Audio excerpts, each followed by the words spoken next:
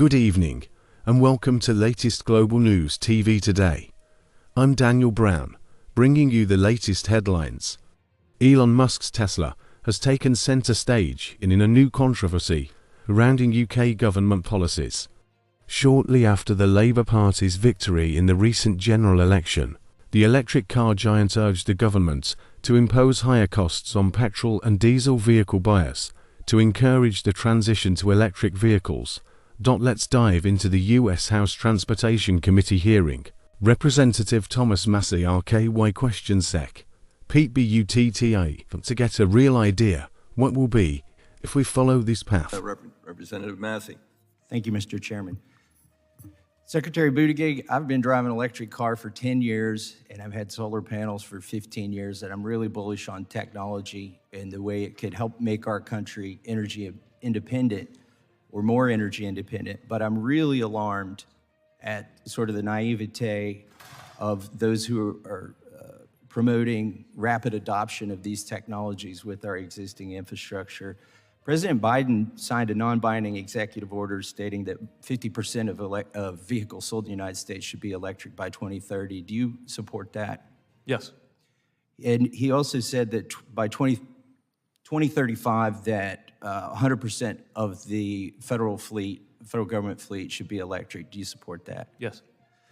So which uses more electricity? We're talking about residential electricity here. A refrigerator when it's running or an electric car when it's charging in your garage? I would expect a car.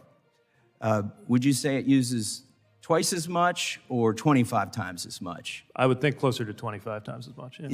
It's actually 50 at the instantaneous moment, but over the course of a year, if I take the numbers from the U.S. Department of Energy about the average household, how many vehicles they own and how far they drive, over the course of a year, an American household would use 25 times as much electricity for their electric car as they would for their refrigerator if they had 100% adoption.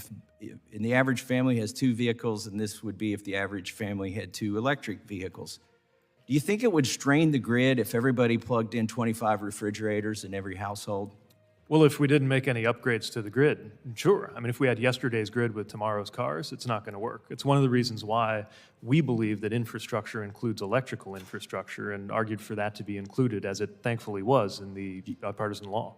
Do you think by 2030, which is when Biden says 50% of cars sold should be electric, do you think the grid will be capable of handling electric cars? It's going to need to be, and we're working with the Department of Energy every day. We've established a joint office of energy and transportation to map out some of the needs. Obviously, some of this gets outside of my lane, and we've been discussing with, for example, the truck stops that are looking at what their power needs would need to be at an interchange where today they're mainly filling up on gas in order to accommodate that. And then, as you mentioned, a lot of the scenario for this is also residential.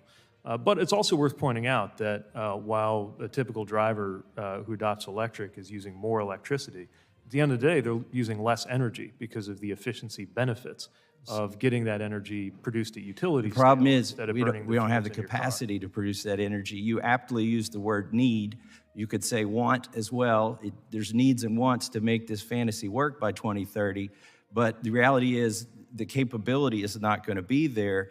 The average household uses 17% of their electricity for air conditioning. And that would mean the average household uses 1,870 kilowatt hours per year for air conditioning. If that average household plugged in electric cars, do you know how much more electricity they would use in comparison to the air conditioning that air conditions their whole house? No, but again, I would emphasize it will Let be me help less you. Let me help you overall. with that first before we go on, because the numbers are important.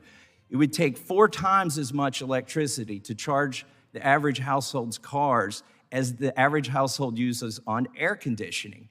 Do you think that could be? So if we reach the goal by 2030 that Biden has of 50% adoption instead of 100% adoption, that means the average household would use twice as much electricity charging one of their cars as they would use for all of the air conditioning that they use for the entire year. Do you think this could contribute to rolling blackouts and brownouts in areas of the country where air conditioning is basically considered essential?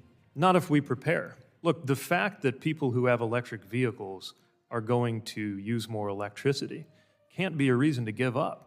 The idea that America is inferior to the other countries that have figured this out just doesn't sit well with us in administration, and that's why we're investing in a better grid. In the time that I have left, let me say, I'm not saying we shouldn't prepare. I told you at the beginning of this, I'm bullish on this technology, but the numbers and the rate of adoption has been developed using political science, not engineering. They're impractical, and if we blindly follow these goals that Biden has set out, it will cause pain and suffering for the middle class.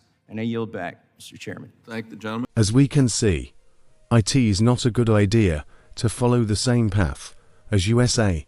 Let's continue with the news. Tesla CEO Elon Musk has been vocal about British politics, even taking to social media to predict civil war and criticize Prime Minister Sir Keir Starmer.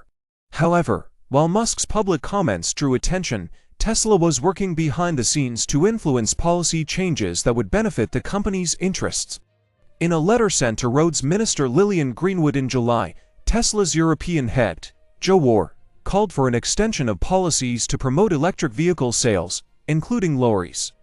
The company also proposed funding EV subsidies by increasing costs for those purchasing petrol and diesel cars, stating, "The government should ask those still choosing to purchase a new polluting vehicle to pay more." The letter, uncovered through a Freedom of Information request by the Fast Charge newsletter, also expressed support for Labour's commitment to achieving net zero emissions and decarbonizing the energy system by 2030. However, this praise came just weeks before Musk's critical social media outbursts against the UK government, following unrest over the summer.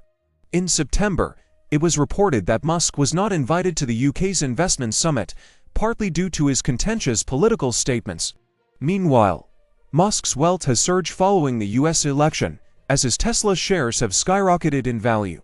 His position as a key figure in global business now extends to his advisory role with incoming US President Donald Trump. At the heart of Tesla's lobbying efforts in the UK is the zero-emission vehicle ZEV mandate. This policy requires automakers to sell a specific number of electric vehicles annually or purchase credits from manufacturers like Tesla, which exceed their sales targets. While many UK car makers have urged the government to relax the ZEV mandate, citing slow consumer adoption of EVs, Tesla has called for the opposite, advocating for the mandate to be protected and strengthened. As a major EV producer, Tesla could profit significantly by selling surplus credits from its imported vehicles, many of which are manufactured in China. In addition to pushing for stronger EV policies, Tesla has encouraged the UK government to lead in scaling up autonomous vehicle technology. The company even offered a demonstration of its vision for the future of self-driving cars. Stay tuned for more updates on this developing story. Don't forget to like and subscribe to our channel for the latest global news.